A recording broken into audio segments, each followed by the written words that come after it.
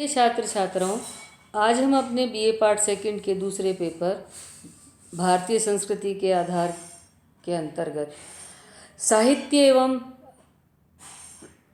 संस्कृति के बारे में बात करेंगे। और उसके अंतर्गत हम सबसे पहले बात करेंगे रामायण का भारतीय संस्कृति पर प्रभाव। पौराणिक मान्यताओं के अनुसार विष्णु के अवतार राम का जन्म त्रेता युग में हुआ और इन्हीं राम के ऊपर ये कथा लिखी गई है। इक्ष्वाकु वंश के राजा राम के ऊपर यह कथा लिखी गई है जिसे रामायण कहा जाता है। रामायण के रचना काल के बारे में विभिन्न विद्वानों का भिन्न भिन्न मत है। कुछ इतिहासकार इसको 7वीं शताब्दी का मानते हैं, 7000 वर्ष पूर्व का मानते हैं, कुछ 5000 वर्ष पूर्व का मानते हैं, तो कुछ इतिहासकार इन्हें बुद्ध और महात्मा महावीर स्वामी से पहले का काल मानते हैं। पर रामायण की रचना महाभारत से पहले हुई थी, क्योंकि महाभारत के अंदर हमें महर्षि वाल्मीकि का उल्लेख मिलता है। रामायण के अयोध्या कांड के 109वें सर्ग में 34वें श्लोक में बुद्ध का स्पष्ट उल्लेख इस प्रकार हुआ है कि यथा ही चोरः तथा ही बुद्धस्तथागतम नास्तिकम मत्र विद्धि। अर्थात बुद्ध यानी जो नास्तिक है और नाम मात्र का बुद्धिजीवी है, वह चोर के समान दंड का अधिकारी है।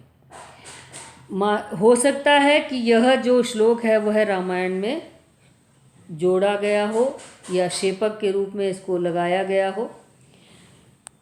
कुछ इतिहासकार रामायण का काल 500 ईसा पूर्व के आसपास का मानते हैं।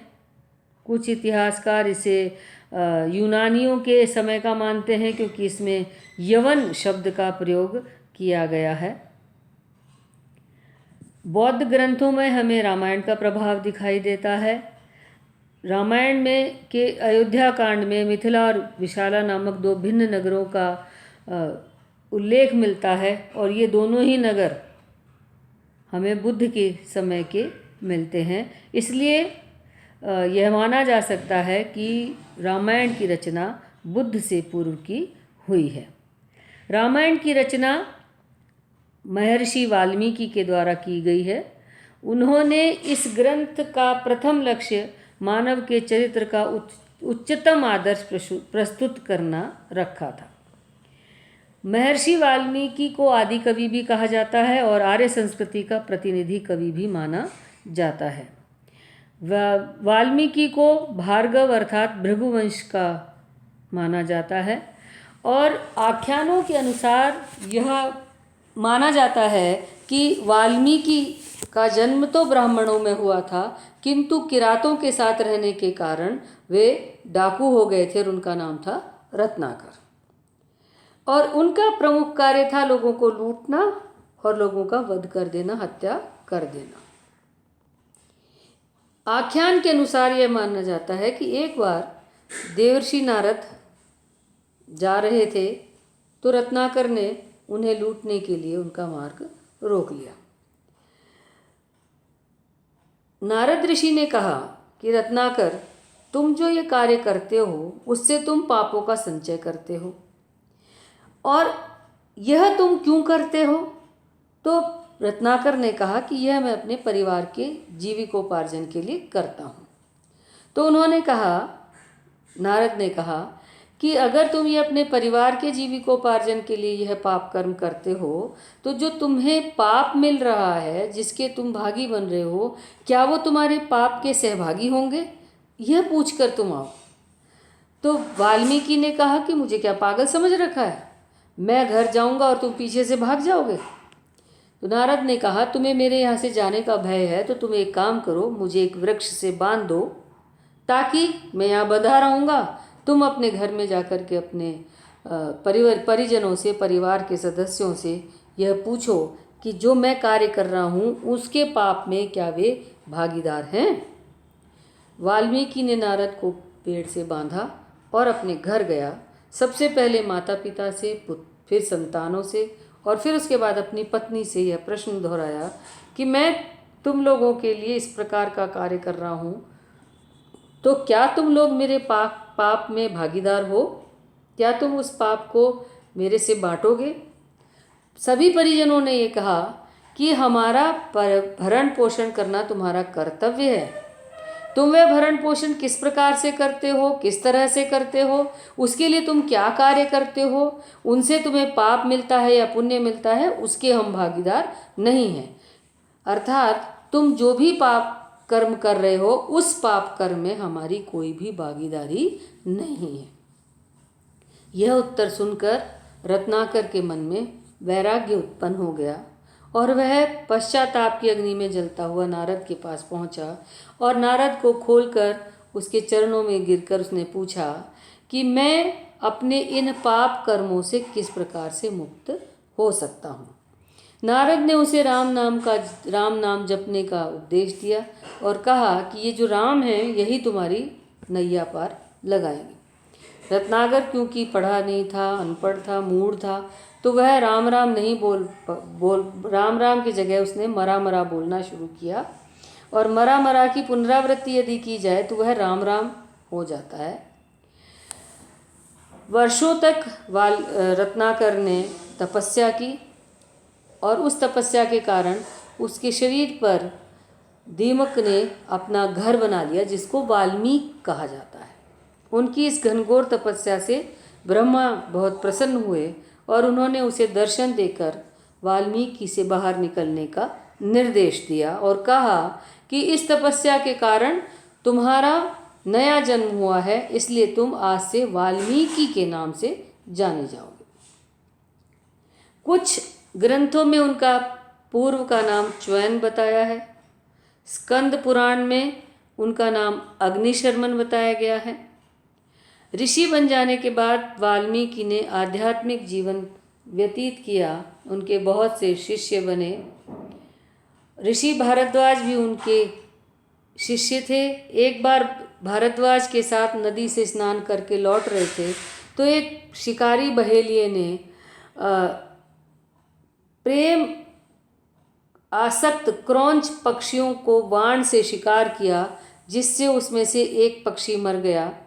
क्रौंच पक्षी की एक विशेषता होती है कि यदि उनका एक साथी मर जाता है तो दूसरा साथी भी दुख में अपने प्राण त्याग देता है। तो जब वह एक पक्षी मरा तो उसके दूसरे साथी ने करुण क्रंदन करते हुए अपने प्राण को त्याग दिया और इस करुण क्रंदन ने उन वाल्मीकि के हृदय में करुणा उत्पन्न की और उनके मुख से पहला छंद फूटा, माँ निषाद प्रतिष्ठाम त्वम गमरु शाश्वती समा या यत क्रौंच मिथुनादे मावी काम मोहितम। और इस प्रकार वाल्मीकि पहले साहित्यकार या पहले कवि या आदि कवि कहलाए। इसके बाद यह माना जाता है कि उनकी इस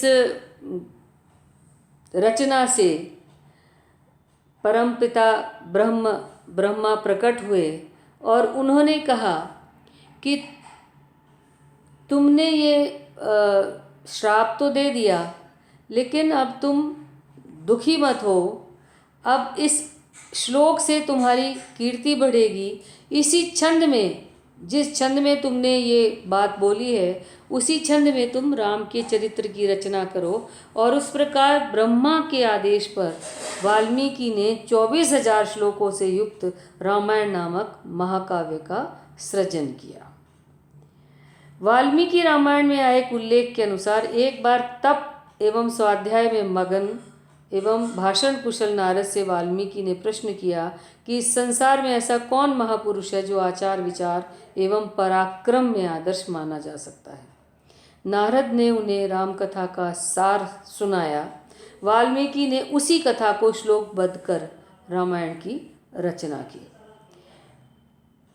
रामायण की जो कथा है, इस कथा में आए एक उल्लेख में श्री राम द्वारा जब अपनी पत्नी सीता का त्याग कर दिया गया, तब वह महर्षि वाल्मीकि के आश्रम में ही पहुंची। उस समय वे गर्भवती थी। वाल्मीकि के आश्रम में ही सीता के दोनों जुड़वा पुत्र हुए, जिनका नाम कुश एवं लव रखा गया और सीता के दोनों पुत्र वाल्मीकि के आश्रम में ही पलकर बड़े हुए। यह जो रामायण है, उस रामायण में बालकांड, अयोध्या कांड, अरण्य कांड, किष्किंधा कांड, सुंदर कांड, लंका कांड एवं उत्तर कांड नामक 7 अध्याय हैं और 24,000 श्लोक हैं। वाल्मीकि की जो रामायण है, इस रामायण में इक्ष्वाकु वंशीय राम की कथा इसके अंदर लिखी गई है।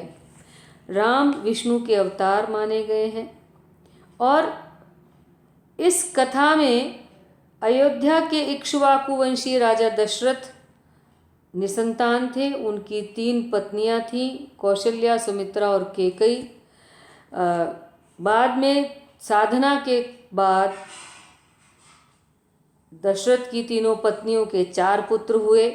कौशल्या के राम, सुमित्रा के लक्ष्मण एवं शत्रुघ्न और कैकेयी के भरत।